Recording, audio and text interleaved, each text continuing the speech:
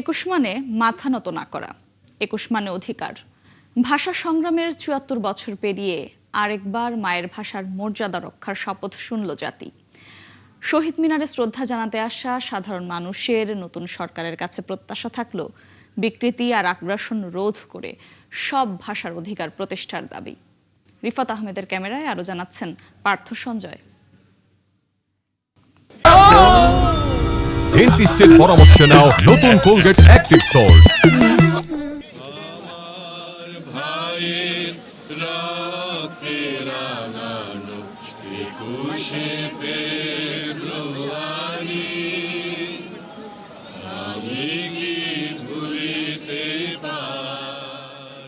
ভুলতে না পারা সেই অতুলনীয় দিনটি পৃথিবীর বুকে মাথা তুলে টানাপাড়ো দিন।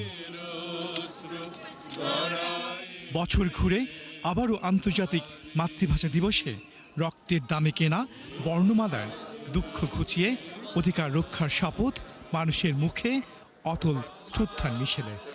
কিনা জানি না, আমাদের তো চেষ্টা আছে। 1952 সাল মুক্তিযুদ্ধ এবং এ পর্যন্ত আমরা তো সেই চেতনায় আছি। বাংলা আমার মায়ের ভাষা, আমার অধিকার।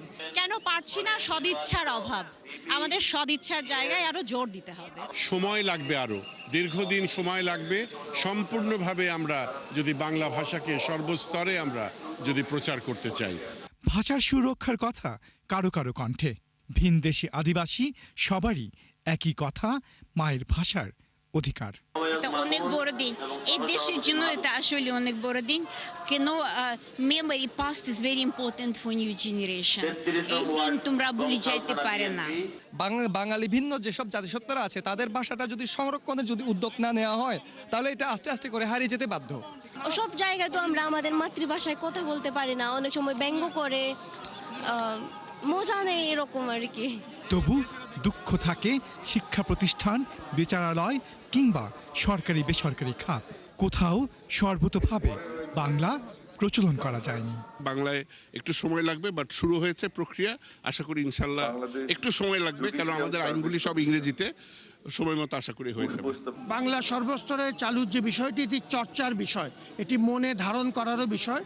কিছু রাষ্ট্রীয় উদ্যোগ হয়েছে, কিন্তু এটিকে ধীরে ধীরে আরো বাড়ানো প্রয়োজন। উচ্চশিক্ষা তো হচ্ছে একই সঙ্গে জ্ঞান উৎপাদনের জায়গা, তো সেই জ্ঞান উৎপাদনটা এখানে আসলে খুব সীমিত পর্যায়ে হচ্ছে। আশা জাগে গঠিত নতুন সরকারের প্রতিনিধিদের প্রত্যয় মেশানো উচ্চারণে। বাংলাকে আমাদের জাতীয় পর্যায়ে সব জায়গায় বাস্তবায়নের জন্য আমাদের সরকারিভাবে আমাদের সকল পদক্ষেপ থাকবে। সকল দল মত ধর্ম বর্ণ নির্বিশেষে পাহাড়ি সমতল সকলে আমরা সমান নাগরিক অধিকার ভোগ করব। সকল ভাষা বেঁচে থাকুক মানুষের মুখে মুখে। আন্তর্জাতিক মাতৃভাষা দিবসে সে প্রত্যয় তো শোনা গেল, একই সঙ্গে বলা হলো সর্বস্তরে বাংলা ভাষা প্রচলনের কথা, আর বলা হলো মায়ের ভাষা বেঁচে থাকুক সন্তানের মুখে। পার্থ সঞ্জয়, ৭১, কেন্দ্রীয় শহীদ মিনার, ঢাকা।